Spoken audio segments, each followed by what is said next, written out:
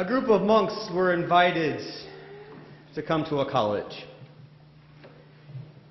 And while they were at the college, they were there for about a week. And their job was to create a sand art. And so the arts department was promoting this for weeks on end before they came to build the interest of the students.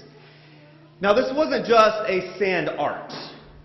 This medallion-shaped object was going to be about 40 to 50 feet in diameter. This was going to be a huge display, and it was going to take hours to make. An intricate detail. The monks would pour colors of sand from a bucket they would scoop into these cones that would come down like a funnel to this very small hole. And they would go through with a stick, and they would tap this cone, drawing their lines. Hours passed by, and as any person who's ever tried to work with their hands knows that hours can mean very little. After the first 2 days, in fact, we weren't even sure they were doing anything because it didn't look like much was on the floor of this gymnasium. And this college set up a video camera up in the upper corner to videotape the whole process. And it was really neat to watch when everything was done because we hit fast forward and you could see the thing develop, kind of like grass growing. You hit fast forward and you could see it grow. But in real life, you don't really recognize it. It took days to make. Tapping on these cones, the monks would hum or sing hymns. And after several days, you could start to see this medallion taking this shape, a big circle. Then a cross started to appear in the middle. And then a rose. And by the end of the week, we realized it was something that every good Lutheran student should recognize. It was the Lutheran rose. And then the college brought everybody together to show us the final product. They took pictures of it. And the monks grabbed their shovels, picked up the ends of the tarps that this rose was made on, folded it up, taking their shovel in hand, scooped the sand, and dumped it into large bins on wheels. It took them weeks to make this. And then they destroyed it. And when one of the monks was asked, why did they do this? Why would they spend so much time and effort and energy to make this beautiful work of art? He applied something that we all know. A line drawn in the sand does not remain. And the teaching he gave to us that day was they drew this in sand rather than etching it in marker or stone or building sculptures, because they were going to destroy it when they were done. They started this whole process that took them years to develop the skills to make, and then weeks to make it, to destroy it. They knew what they were doing from the beginning. A gift that many of us don't always have. A line drawn in the sand does not remain. Now, sure, the college knew what they were going to do, and so they set the video camera up to videotape, so they have a record of everything. They took pictures of the final product so that they could hang it on the walls and promote and celebrate what had happened. Almost to say, we know it's going to be destroyed and we don't want it to be destroyed. Kind of a sense almost. And so they tried to hold on to the final product. It's easy to hold on to the final product. Look at the end result of everything we have, because we like to quantify and qualify our lives. In fact, we may not even be aware of how much we often quantify our life. How many hours did you work this week? How many reports did you file? How many clients did you see? How much money did you make on that last sale? How much money did you make on the crop prices right now? We can easily quantify, because that is how our lives are built, because we have to quantify our employment. But then we have the church, and we can easily bring that quantification into our church culture as well. We call it the annual report. In the annual report, I can show you how many quilts the quilters made. I can show you how many kits we collected, how many pounds of food that we raised, how much money we have collected for the noisy offerings for the last year. We can quantify these things. And we can even go to the acts of the church. How many people were baptized? How many funerals did we have? How many new members did we receive? How many did left? I mean, we can quantify even the acts of the church. And don't forget that last page I know everybody's eager to read is the budget of the income and the expenses. We can quantify these things very easily, but we forget the calling when we start to quantify. Quantifications are focused only on the end. They miss that entire journey. Even the beginning part, where Jesus says, "Come, follow me. Come and follow me." He goes to Philip and he says, "Come and follow me," and Philip gets up and goes. In fact, he doesn't just go and follow Jesus, he gets up and goes and tells Nathanael, "Hey, you have to come." And Nathanael's like, no, nothing good can come from Nazareth. And then Philip doesn't try to convince Nathanael. He just simply says, "You know what? Come.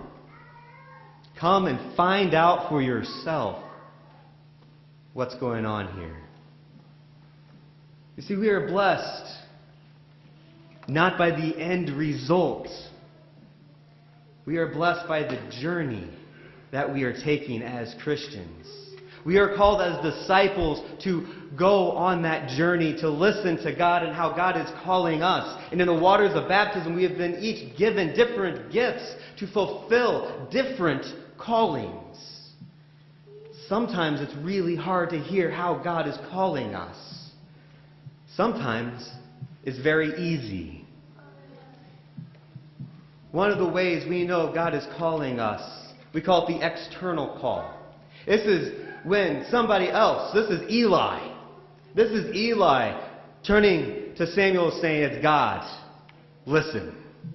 This is the times when somebody else comes up to you and says, "You really have the gift to do what you have been doing."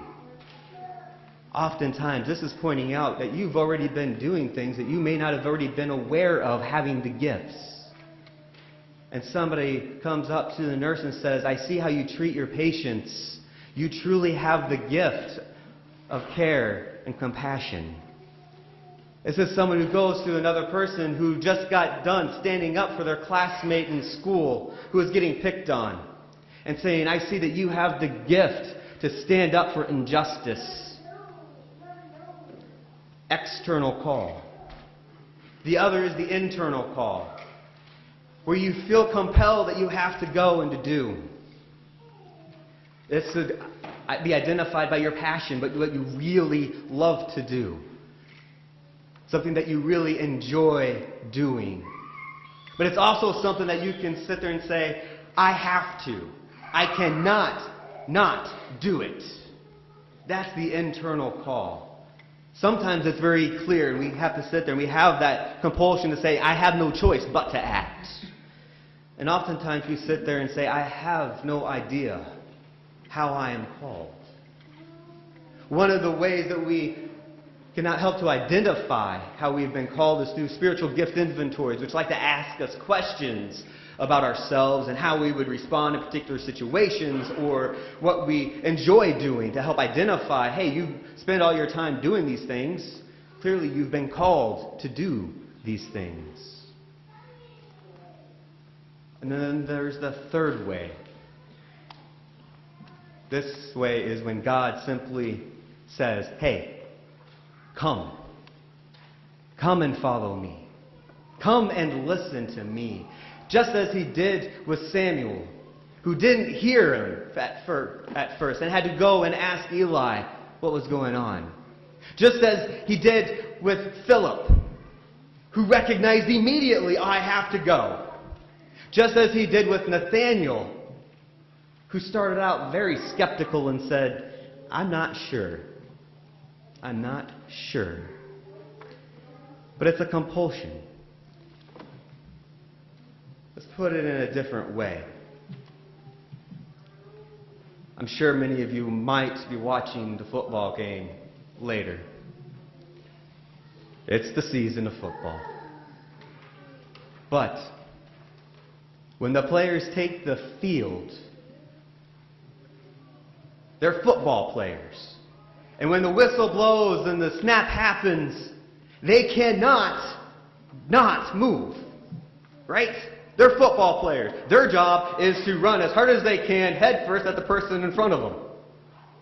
At least that's how you play the game. Right? They have to move. They cannot just stand there and do nothing. They are compelled to move. Because they're football players. Because you have been baptized. Because you are disciples of Christ. You are followers of Christ. Like the football player who cannot help but to move, we cannot help but to answer God's call whenever we hear it. To say, yes, here I am, Lord, send me. And we are promised by Christ in that calling that we are blessed. We're not blessed by the end results. We're not blessed by the way we can quantify our ministries or our lives. Philip was not blessed because he said yes to God. Nathanael was not blessed because he said yes to God and followed this man to a tree where he died. He was blessed because he said yes to God and gave his life, his trust, his complete faith in Christ. That is where his blessing happened. That is where our blessings are. And I assure, as I've talked to most of the quilters, I'm pretty sure they would agree. They are not blessed because they gave the quilts to somebody in need.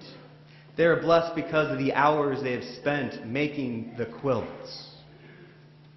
We are blessed not in the pounds of food that we collect and give, but in the collecting. And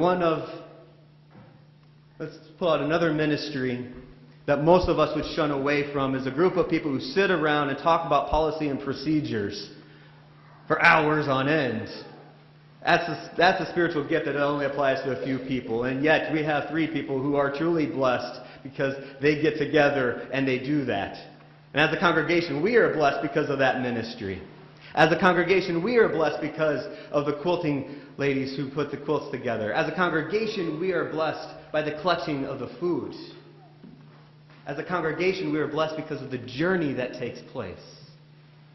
And the end result, others are blessed because we have said yes. The people who receive the quilts stay warm because we said yes. Nathanael was blessed because he said yes.